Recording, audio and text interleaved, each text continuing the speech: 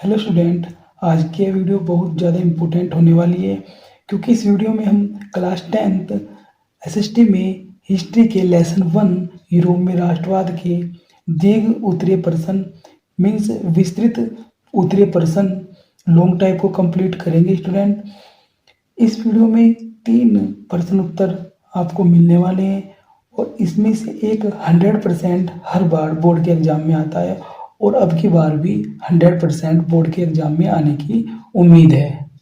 चलिए स्टूडेंट, पहले प्रश्न को स्टार्ट करते हैं। सन 1848 की उदारवादियों की क्रांति ने यूरोप के जनमानस को किस प्रकार प्रभावित किया? इसके प्रमुख कारकों का विश्लेषण कीजिए। स्टूडेंट, पहले क्वेश्चन आपका मोस्ट इंपोर्टेंट क्वेश्चन है और अब की बार भी इसके आने के चांस है। स्टूडेंट, एक और क्वेश्चन है, इसके अथवा में एक और क्वेश्चन दिया गया है। यूरोप में 19वीं सदी के शुरुआती दशकों में राष्ट्रीय एकता के विचार उदारवाद से किस प्रकार जुड़े थे? स्पष्ट कीजिए। चलिए स्टूडेंट, आंसर को स्टार्ट करते हैं। सबसे पहले आपको एक स्केच लगानी है, एक हेडिंग डालनी है 1848 उदारवादियों की क्रांति और उसके कारक, और इसके बाद आपको आंसर लिखना है। 1848 में जब अनेक यूरोपीय देशों में गरीबी, बेरोजगारी और भुखमरी से ग्रस्त किसान मजदूर विद्रोह कर रहे थे, तब उसके समानांतर शिक्षित मध्यम वर्गों की एक क्रांति भी हो रही थी। फरवरी 1848 की घटनाओं से राजा को गद्दी छोड़नी पड़ी थी।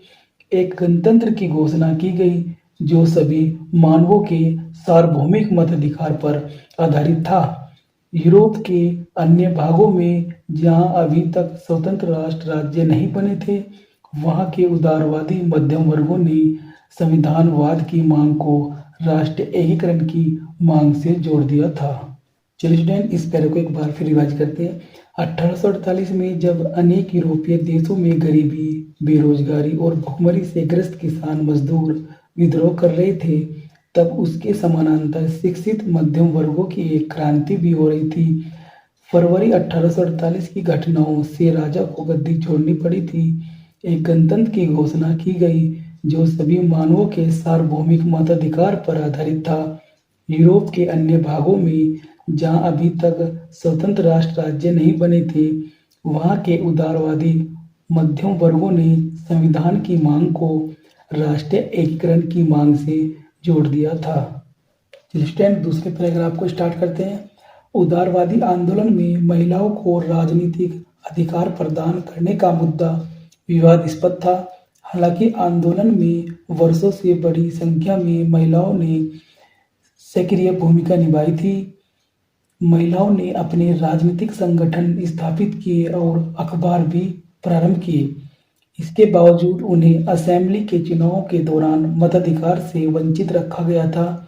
राजाओं को यह समझ में आना शुरू हो गया था कि उदारवादी राष्ट्रवादी क्रांतियों को रियायतें देकर ही क्रांति को समाप्त किया जा सकता था।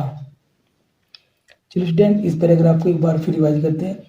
उदारवादी आंदोलन में महिलाओं को राजनीतिक अधिकार प्रदान करने का मुद्दा विवादास्पद था। हालांकि आंदोलन में वर्षों से बड़ी संख्या में महिलाओं ने सक्रिय भूमिका निभाई थी। महिलाओं ने अपने राजनीतिक संगठन स्थापित किए और अखबार भी प्रारंभ किए। इसके बावजूद उन्हें असेंबली के चुनाव के दौरान मताधिकार से वंचित रखा गया था। राजाओं को यह समझ में आना शुरू हो गया था कि उदारवादी राष्ट्रवादी क्रांतियों को रियायतें देकर ही क्रांति को समाप्त किया जा सकता था। स्टूडेंट, ये पहले क्वेश्चन का आंसर कंप्लीट हुआ। चलिए दूसरे क्वेश्चन के आंसर पर चलते हैं। स्टूडेंट, अगला क्वेश्चन भी इंपॉर्टेंट क्वेश्चन है और ये भी एग्जाम में बार बार पूछा जाता है। चलिए प्रश्न को देखते हैं। जर्मनी की एकीकरण की प्रक्रिया का संक्षेप में वर्णन कीजिए। स्टूडेंट, एक क्वेश्चन अथवा में भी है, ओटो बिस्मार्क को जर्मनी के एकीकरण का जनक क्यों कहा जाता है? स्टूडेंट, क्वेश्चन दोनों एक ही होंगे और आंसर इनका एक ही होगा। दोनों क्वेश्चन का आंसर एक ही होगा। चलिए आंसर पर चलते हैं। 1848 ईस्वी के बाद यूरोप में राज्य शक्ति और राजनीतिक वर्चस्व पर अपना अधिकार स्थापित करने के लिए रूढ़िवादियों ने अक्सर राष्ट्रवादी भावनाओं का प्रयोग किया। जर्मनी में मध्यम वर्गीय लोगों के बीच राष्ट्रवादी भावनाएं व्यापक थी। 1848 ईस्वी में जर्मन संप्रदाय के विभिन्न क्षेत्रों को मिलाकर राष्ट्र राज्य बनाने का प्रयास किया गया था। परसा ने राष्ट्रीय एकीकरण के आंदोलन का नेतृत्व किया। परसा के मुख्यमंत्री ओटो वन बिस्मार्क को इस प्रक्रिया का जनक माना जाता है। स्टूडेंट, आपको ये लाइन एग्जाम में ब्लैक पेन से लिखनी है, या इसको अंडरलाइन करना है, या इसको कोमे में बंद करना है। परसा के मुख्यमंत्री ओटो वन बिस्मार्क को इस प्रक्रिया का जनक माना जाता है, जिसने परसा की सेना और नौकरशाही की सहायता ली। जर्मनी के एकीकरण के समय हुई बड़ी घटनाएं निम्नलिखित थी। नंबर 1, ऑस्ट्रिया, डेनमार्क और फ्रांस के साथ 7 वर्षों तक लड़ा गया युद्ध परसा की जीत के साथ समाप्त हो गया और एकीकरण की प्रक्रिया पूरी हुई। नंबर 2, 18 जनवरी 1871 ईस्वी को जर्मन राज्यों, सेना के प्रतिनिधियों और बिस्मार्क सहित परसा के महत्वपूर्ण मंत्रियों की बैठक वर्साय के महल में हुई, जिसमें काइजर विलियम प्रथम की अध्यक्षता में एक जर्मन साम्राज्य की घोषणा की गई थी। नंबर 3, जर्मनी में मुद्रा, बैंकिंग और न्यायिक प्रणाली के आधुनिकीकरण पर नए राज्य ने बल दिया। चलिए स्टूडेंट, इस आंसर को एक बार फिर रिवाइज करते हैं। यदि आप एग्जाम में जर्मनी का एकीकरण या ओटो वन बिस्मार्क क्वेश्चन में आया हुआ देखते हैं तो स्टूडेंट आंसर आपको यही लिखना है। चलिए आंसर को देखते हैं। 1848 ईस्वी के बाद यूरोप में राज्य शक्ति और राजनीतिक वर्चस्व पर अपना अधिकार स्थापित करने के लिए रूढ़िवादियों ने अक्सर राष्ट्रवादी भावनाओं का प्रयोग किया। जर्मनी में मध्यम वर्गीय लोगों के बीच राष्ट्रवादी भावनाएं व्यापक थी।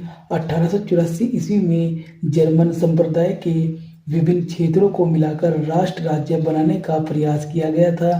परसा ने राष्ट्रीय एकीकरण के आंदोलन का नेतृत्व किया। परसा के प्रमुख मंत्री ओटो वन बिस्मार्क को इस प्रक्रिया का जनक माना जाता है, जिसने परसा की सेना और नौकरशाही की सहायता ली थी। जर्मनी के एकीकरण के समय हुई बड़ी घटनाएं निम्नलिखित थी। नंबर 1, ऑस्ट्रिया, डेनमार्क और फ्रांस के साथ 7 वर्षों तक लड़ा गया युद्ध परसा की जीत के साथ समाप्त हो गया और एकीकरण की प्रक्रिया पूर्ण हुई। नंबर 2, 18 जनवरी 1871 ईस्वी को जर्मन राज्यों, सेना के प्रतिनिधियों और बिस्मार्क सहित परसा के महत्वपूर्ण मंत्रियों की बैठक वर्साय के महल में हुई, जिसमें काइजर विलियम प्रथम की अध्यक्षता में नए जर्मन साम्राज्य की घोषणा की गई थी। नंबर 3, जर्मनी में मुद्रा, बैंकिंग और न्यायिक प्रणाली के आधुनिकीकरण पर नए राज्य ने बल दिया। चलिए स्टूडेंट, तीसरा क्वेश्चन, इंपोर्टेंट क्वेश्चन को स्टार्ट करते हैं। इटली के एकीकरण में मेस्नी, कावूर और गैरिबाल्डी के योगदान का वर्णन कीजिए अथवा निम्नलिखित पर टिप्पणी लिखिए। Giuseppe Mazzini, count Camillo de Cavour, Garibaldi. Student, दोनों क्वेश्चन का आंसर एक ही होगा। चलिए स्टूडेंट, आंसर को स्टार्ट करते हैं। 19वीं शताब्दी के मध्य में इटली को 7 राज्यों में विभाजित किया गया था। इनमें से केवल एक राज्य सर्डिनिया पिंडमांड को एक इतालवी राजसी सभा द्वारा शासित किया गया था। स्टूडेंट, आपको एक हेडिंग लगानी है, एक हेडिंग डालनी है, इटली के एकीकरण में शामिल व्यक्तियों का योगदान। इटली के एकीकरण में शामिल प्रसिद्ध व्यक्ति निम्नलिखित थे। जोसेपे मैसनी, स्टूडेंट ये हेडिंग डालेंगे और उसके अंदर लिखेंगे आप, जोसेपे मैसनी इटली का एक युवा क्रांतिकारी था। उसका जन्म सन 1807 में जेनेवा में हुआ था। मैसनी ने एक कार्यक्रम तैयार किया। उन्होंने 2 भूमिगत समाजों का गठन किया। पहला मार्सेल्स में युवा इटली, दूसरा बर्न में युवा यूरोप। स्टूडेंट, दूसरी हेडिंग आपको डालनी है, count Camillo de Cavour.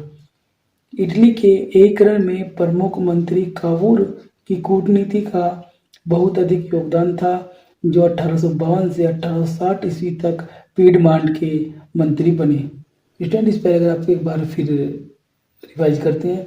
Italy के एकीकरण में शामिल व्यक्तियों का योगदान। स्टूडेंट, ये तो आप इसके डाल देंगे। इटली के एकीकरण में शामिल प्रसिद्ध व्यक्ति निम्नलिखित थे। नंबर 1 जोसेफे मेसनी। जोसेफे मेसनी इटली का एक युवा क्रांतिकारी था। उसका जन्म सन 1807 में जिनेवा में हुआ था। मेसनी ने एक कार्यक्रम तैयार किया। उन्होंने 2 भूमिगत समाजों का गठन किया। पहला मार्सेल्स में युवा इटली, दूसरा बर्न में युवा यूरोप। रिटर्न दूसरी हेडिंग आप डालें काउंटी कैविलो दे कावूर। इटली के एक रण में प्रमुख मंत्री कावूर की कूटनीति का बहुत अधिक योगदान था, जो 1852 से 1860 ईस्वी तक पीडमांट के मंत्री बने।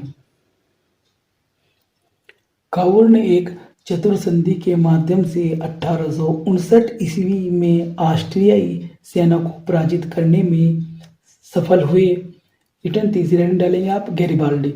ये इटली के एक रन में एक प्रसिद्ध व्यक्ति थे।